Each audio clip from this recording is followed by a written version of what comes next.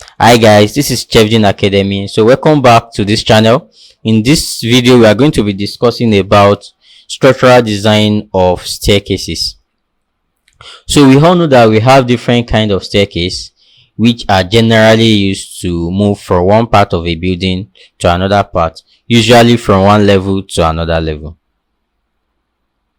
So the first thing you have to do as a structural engineer is to prepare a staircase layout in order for you to design the staircase. So what you are looking at is a typical example of a staircase layout. The staircase layout is going to be explaining the support system and the support mechanism you intend to follow in the design of the staircase.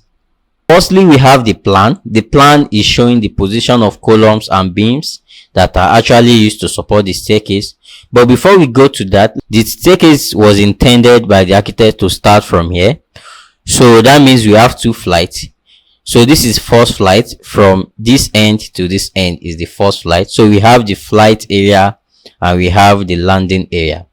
The landing area is about 1 meter by 1 meter. Then the second flight starts from the landing area here up to here. So this location here is where the staircase ends, and it ends on this landing that is attached to the floor slab. So, and another thing you are going to notice is we have some columns at different strategic position on the staircase. So these columns are actually in place to support the staircase and also to support the floor slab. Then in addition to the columns, we also have the stair beams. The purpose of the stair beams is to support the staircase at different positions. For example, for flight 1, the support mechanism is that the staircase is going to be supported at the start here from the ground. So it's going to be supported at the ground from the first flight here. And then we have this stair beam 3 that is going to support it when it gets to this half landing area. So that this stair beam is between this grid line and this grid line, between this column and this column. So the size is 3.9 meters. The second flight is starting from this landing area, which is 1 meter by 1 meter, and then it extends into this flight area, which is the staircase area, and then hence at the full landing area here, which is actually attached to the floor beams. So this section is only showing the staircase layout. Then if you look closely, the second flight is supported by this stair beam, which is this stair beam. This beam is a cantilever beam that is attached to the shear wall. You can see stair beam fixed to shear wall. There's a shear wall around this region, but we don't want to show the full details there, so that's why. The second flight is supported by this fixed beam on grid line B, and then this beam is a floor beam on grid line D. So that means the first flight have two supports. The first support is the ground where the staircase starts from and ends at stair beam O3. For the second flight, it also has two supports. It is fully supported by beams. It is supported by beams at about 2.16 or 2.17 meters from the half landing here. This is where the beam is. So the beam is attached to the shear wall and then supported fully on the floor area by this floor beam. So the details of this floor beam is going to be attached in the floor beam reinforcement details. So that's why it's not here. So in order to understand this, it is always better whenever you are showing the structure, the staircase layout, to also show the section. So that is why two sections are cut along this staircase. We have section O1 and section O2. So this is section O1, which corresponds to the first flight. So you can see that we only have 8 risers. We have 8 risers and we have 7 threads. So each of the risers are about 150 millimeters high, and the threads are wide by 320, which is actually the standard.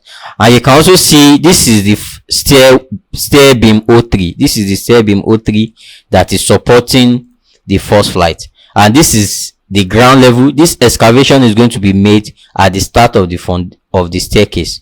So this is where the staircase will be supported. is supported on the ground and also supported at the half landing area, which was attached to a stair beam. The section of the second flight is also quite clear. We have two support. This is the first support, stair beam 04, and this is the second support, which is also a floor beam. You can see the beam is 30 by 450, the both beams. So, and then the second flight has a riser of 17 in number and a tread of 16.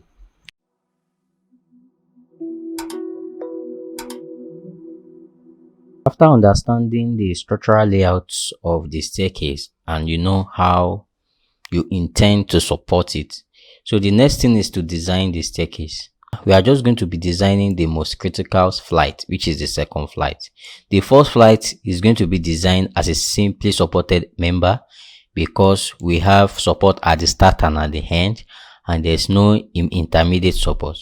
But the second flight is going to be designed as a continuous member because we have an overhang member and also support at the middle and support at the end of the staircase. So the first thing we have to establish is the dimension of the staircase, and this dimension are the tread, the riser, and the thickness of the waist. So this is needed in order to compute the loadings. So the first of them is the tread. So based on this layout, the tread proposed by the architect, this is usually proposed from the architectural design, was 320. So we change this value to 320. The next one is the riser.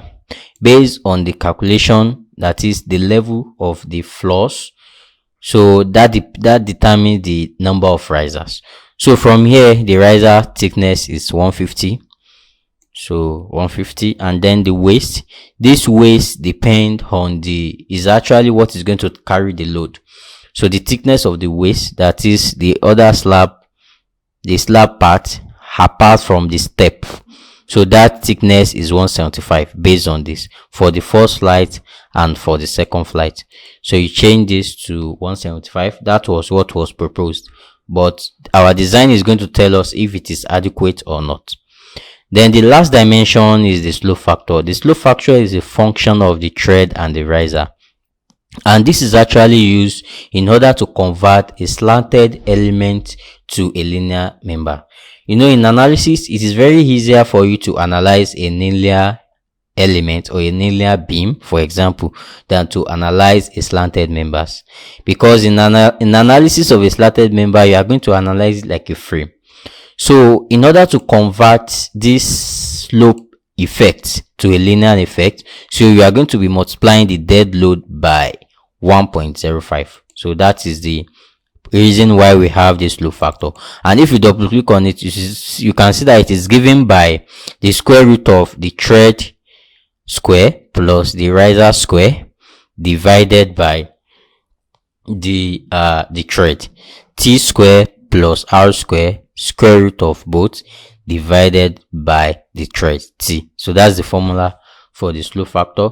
This, like I've mentioned, the slope factor try to convert the slanted load to a linear equivalent load. So now the next thing after we've established our dimensions are the loadings. So the dominant load for this kind of project is the dead load and the live load or the imposed load. For the dead load, we have the self weight, we have screeding and finishes, depending on the construction material you want to use. But since this example is for concrete staircase, so the self weight, this self weight is calculating the self weight of the waist of the slab that takes the load. So the waist from here is 175, so that's why we have here. You multiply by the thickness of concrete, so we are assuming it's reinforced concrete, so the density is 25, so you have this value. For screeding and finishes, we assume a unit weight of 20 respectively and the thickness of 75 and 25 millimeters. So calculating, adding all that together, you have 6.58 as the self weight, as the dead load for the waist. And then in here, when we have steps, staircase is divided into two parts. We have the landing area and we have the flight area or the stair area. The landing area is where we have only thickness of a slab, while the stair area is where we have the actual steps, which is the actual staircase. So to cater for the thickness, the self weight of the steps, if you complete this rectangle, these steps are made up of rectangles. So if you complete the rectangle and divide it into two by the connecting the diagonals of the rectangle, it's going to divide the rectangle into half. So that is why the density of the weight of the step is calculated by multiplying the thickness of the waist by the density of concrete and then getting half of it, because it is half of it that gives off the steps. So we have this value. So to now calculate the total dead load for the staircase is going to be 1.106 multiplied by 6.84. You can see that the slope factor, which is 1.104, it was multiplied with the dead load of the waist, not that of the step. So for the waist, which is 6.54 plus 1.8, which is the load from the step. So adding this together, you have 9.06. But in situations when you want to analyze your staircase the way it is as a slanted member, you don't need to apply this slope factor. You can just put a slope factor of 1. So in case. So then after we've determined the total dead load, we can now calculate the imposed load. This imposed load is gotten from the Eurocode, the live load for structures. So for residential apartments, the recommended load is 1.5 for a uniformly distributed load. And then for office building, it can be 2.5 to 3 depending on the usage. So let's assume a residential apartment and go with a dead load, a live load of 1.5. So the two major loads have been calculated. The next thing is now to determine the design load. The design load is a factor of factoring the load, is to factor the load based on the ultimate and the service state. So, but because we are designing a suspended member, so it's going to be, we are going to consider the most critical load case, which is dead load and live load. So we apply a factor of 1.3 to the dead load, 1.35 plus a factor of 1.5 to the live load. So doing this, but we separated it into two. We have the stair area and the landing area. For the stair area, we are going to ignore the step. The step is not good. We are going to include the step, but for the landing area, we are going to ignore the step, because in landings there is no step, but in the flight area or in the staircase area we have steps. So that is just the difference between N1 and N2. So most of the time, what we used to do is we used to apply the loadings for the stair area across the whole staircase. But if you want to do a more precise design, you can apply a separate load for the loading area and also a separate load for the staircase area, which is what we did in this Excel sheet. Then once you determine the design load, the next thing is to determine the area of reinforcement required and to check if the thickness of concrete you use is sufficient. So the first thing here is the FCK, which is the compressive strength of concrete. So we are assuming 20. It can depend on the mixed design you want to use. Then the strength of steel is from 400 to 600. So the one that is common in market is around 400 to 410 or 415 Newton per meter square. So we go with 410. Then you also have to compare your reinforcement with the AS minimum and the AX maximum. So that is why these are being done, in order to compare it with the maximum and the minimum required reinforcement. So now, once we've determined the parameters needed in order to check for reinforcement, we now have to analyze the staircase. To analyze the staircase, we already determined the load. We know where our support is. So as I've mentioned, we are designing for the second flight. So I'm going to be using F2. I've already analyzed this member. So I use F2 to analyze the staircase. And in my own case, I analyze it as a slanted member. But if you want to analyze it as a linear member, what you just have to take note is the slope factor, as I've mentioned. So because of that, you can see that in the landing area we apply a separate load, while in the stair area we apply a separate load. This is just because here we include the steps and here the step is removed. So after analyzing it, what the tools I use for the analysis is F2. I've already created a video on structural analysis of frames and beams using F2. It's a very simple tool, so you can use it to analyze beams and frames, and at the same time you get the axial load, you get the shear force diagram on the member, you get the bending moment diagram, and you get the deflection. So I only snap the shear force diagram, the bending moment diagram, because that is the most critical effect you have to design against. So, and I combine the top and bottom, the support and span moment. Based on here, you can see that the support moment is around, the maximum support moment is 27.3, the maximum span moment is 10.4. So because of this, we design against the maximum, which is 27.3, though that's why we have 27.3 kilonewton meters as the bending moment. Then from there you determine your K, you determine your lever arm, and check for the requirement of singly or doubly reinforced. So here we can see that we only require tension reinforcement. Then this is the AS minimum. So you compare, this is the required based on this moment. You can see it's requiring 507.86. So I'm going to provide Y12 at 125, Y12 at 1.25. You can see the area. So if I provide maybe Y10 at 200, the reinforcement might not be, you can see that the provision is less than the required. So that's why we have rebar failing.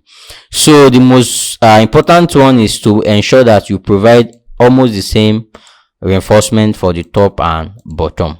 So for the top, I'm going to provide Y12 at 125. For the bottom, we can do Y12 at 125 as well. Then you can now provide for distribution reinforcement depending on the distribution reinforcement should just be slightly higher than the AS minimum. So you can do like 110 at 150. So the next thing you have to do after you've determined and checked that your reinforcement you provided is adequate, you now have to check for the deflection, which is one of the surface requirements. So for the deflection check, you need to determine the staircase span. The staircase span is actually is the longest span of the staircase. So if you look at the first flight, you can see that the span of the staircase, here we have the dimension is around 3.4 or 3.5 approximately. But for the second flight, you can see we have a span from here to here that is 2.16 something, and then from here to here, from this support to this support is 5.2. So we use the maximum span 5.1. So the maximum span, which is the second flight, which is from this support to this support, 5.1. Then 5.1. Then the K is actually determined from table 4.79 in Eurocode 2. This table has actually been attached to this Excel sheet. So this is the table. So it depends on the condition in which your structural system falls into. For a simply supported beam, or a one-way or a two-way simply supported slab, the K value is 1. But when you have a continuous end of a beam or a one-way continuous slab, the K value is 1.3. So the best fit for our structure is 1.3 for the K value. Then automatically you determine the phi naught and the phi, and also the basic limiting span ratio. Then we compare this between the AX minimum and the AS required, AS provided and AS required, and then you can check if your deflection is okay. So let's say in case I decrease the waist, because what is actually taking the load in a staircase is the thickness of the waist. So if I make the waist to be 150, probably you see that it's not going to pass the design. You can see the deflection fails there. So the best requirement for our design is a thickness of 175 millimeters for the waist. So this is how you can design your staircase based on the Eurocode, and then you can now provide a reinforcement based on this result. So if you like what I show you, you can hit the subscribe button. You can even share this video with your colleague so that they can also learn from it. If you want to get this Excel sheet, you can check the description of this video, or you can message me or contact us at chefdinacademy.com to learn more about structural design.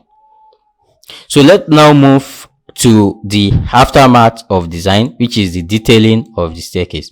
To detail the staircase, you can see we provide the major reinforcement. The top and bottom reinforcement is 12 mm bar, and then the spacing is 125, and that is actually what we designed for. And then for the distribution reinforcement, you can see we provide Y10 at 150 top and bottom. So this is the detailing of the supporting beams, the beams that support the staircase at the mid span and also at the end. Then you can see the detailing of the first flight and the second flight. So the results that we obtained for this second flight was also used to detail the first flight in order to provide a conservative design. So this is how you can design reinforced concrete staircase according to the Eurocode. If you need the Excel sheet, you can check the link in the description of this video. I hope you love this video. If you do,